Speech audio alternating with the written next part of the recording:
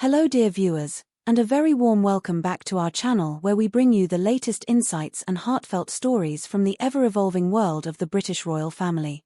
Today, we have an especially moving and uplifting update to share with you, one that many of you have been patiently waiting for with hope and anticipation. It centres on none other than Her Royal Highness, the Princess of Wales, Catherine, as she makes her long-awaited return to official duties following a challenging period away from the public spotlight. But before we immerse ourselves in the touching details of this remarkable day, please do take a brief moment to show your support by liking this video. Your engagement truly helps us reach more viewers who care deeply about these significant royal moments. And if you haven't already, we'd be delighted to have you subscribe to our channel and click that notification bell, ensuring you never miss our future updates on the royal family's journeys, challenges, and triumphs. Now, let us turn our attention to the Princess of Wales. For many weeks, ever since her brave and deeply personal announcement about her health and the difficult cancer treatments she has been undergoing, the world has watched with bated breath. Supporters across the globe have waited for reassuring signs that she is recovering and finding her way back to public life.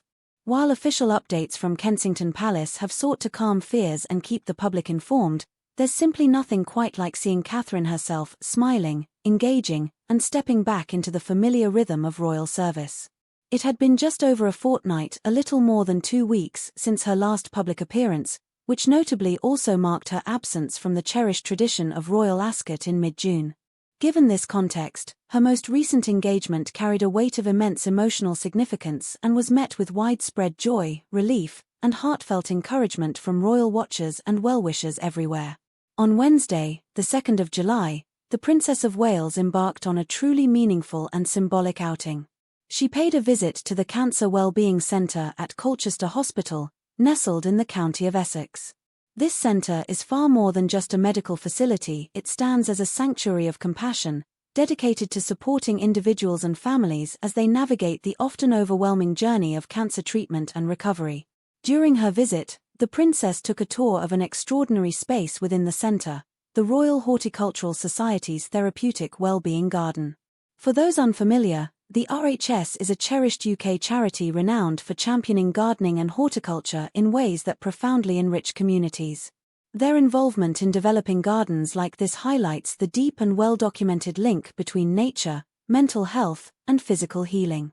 These gardens are thoughtfully designed oases, places of gentle refuge, offering patients and their loved ones a peaceful retreat from the clinical environment of hospitals. Amidst vibrant blossoms and tranquil pathways, individuals find moments to breathe, to reflect, and to reconnect with the soothing rhythms of the natural world. Such spaces, research increasingly shows, are vital in aiding recovery, reducing stress, and nurturing the human spirit through some of life's hardest trials. As Catherine strolled through the garden's winding paths, she warmly engaged with patients currently undergoing treatment as well as the dedicated staff and volunteers who pour their hearts into caring for others every single day. These quiet, sincere conversations are often the most poignant moments of any royal visit. They offer rare glimpses into the deeply personal connections formed when a royal figure steps beyond ceremony to simply be present with people, sharing in their stories, their challenges, and their hopes. It was during these tender exchanges that the princess offered a candid reflection on her own ongoing experience with treatment. She described her health journey using a metaphor that many found profoundly relatable: a roller coaster. In just those 2 words lies an entire spectrum of emotion, the unexpected twists and turns, the dizzying highs of good days, and the sobering lows of setbacks. Her willingness to speak so openly, acknowledging vulnerability and uncertainty, surely brought comfort and a sense of solidarity to those battling similar hardships. It takes extraordinary courage to admit such truths, especially in a public role so often cloaked in composure and reserve. A particularly touching highlight of this visit came with the planting of several very special flowers. These weren't ordinary blooms, they were the first of a new rose variety recently named in her honor. Officially christened Catherine's Rose by the Royal Horticultural Society, this beautiful flower pays tribute not only to her personal support of the RHS's mission but also to her well-known love of gardening, a passion she has shared with the public through numerous projects, including the gardens she helped design at the Chelsea Flower Show. Helping to plant these Catherine's rose bushes in the therapeutic garden was a moment heavy with symbolism. It spoke of resilience, fresh beginnings, and beauty rising after hardship, ideas that resonate powerfully in the heart of a cancer support center. Just imagine what it must mean for a patient, strolling through this garden, to see a rose named after someone who too has faced serious health trials, blooming there as a gentle, living emblem of hope. Kensington Palace ensured this significant return did not go unnoticed by the broader public. Shortly after the engagement, the official Instagram account shared by the Prince and Princess of Wales posted a poignant video capturing scenes from the day. Social media allows the palace to connect instantly with millions around the world, offering glimpses into moments that might otherwise remain private or go unseen. This video showed Catherine looking serene and genuinely in her element, chatting warmly with patients and caregivers, touring the tranquil garden paths, and kneeling to help plant the delicate roses. Accompanying the footage was a caption that perfectly distilled the essence of the visit. It read, "Honoured to mark the planting of Catherine's rose at the RHS Wellbeing Garden in Colchester. A gesture rooted in hope and care." This choice of words beautifully conveyed the purpose behind the day, grounding it in compassion and forward-looking optimism.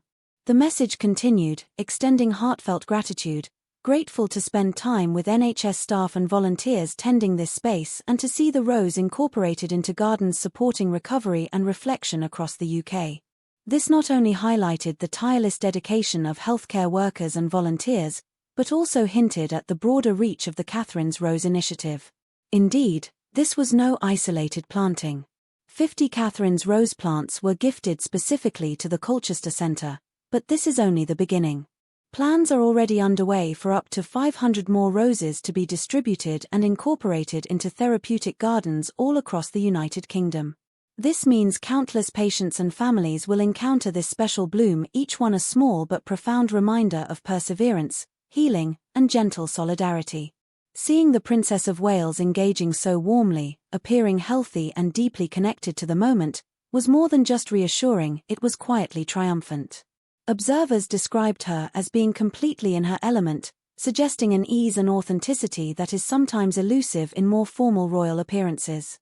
Here was a woman not merely fulfilling duty, but participating in something that clearly resonated with her own journey and values. This visit, arriving after a period of vulnerability and retreat, was layered with significance. It signaled Catherine's cautious, thoughtful return to public engagements, underscored her commitment to championing health initiatives, especially those linked to cancer care and mental well-being, and offered a living, blooming testament to her own story of resilience. Catherine's Rose now stands as far more than a pretty flower. It is a living tribute, a quiet yet powerful symbol of beauty after adversity, of hope taking root even in the hardest soil. In gardens across Britain, it will flourish as a reminder that healing is possible and that no one walks their path entirely alone. In closing, this return to duty was so much more than a routine engagement. It was a deeply personal gesture of empathy, a public acknowledgement of countless private struggles, and a radiant sign of hope, both for her own continued recovery and for all who face similar battles.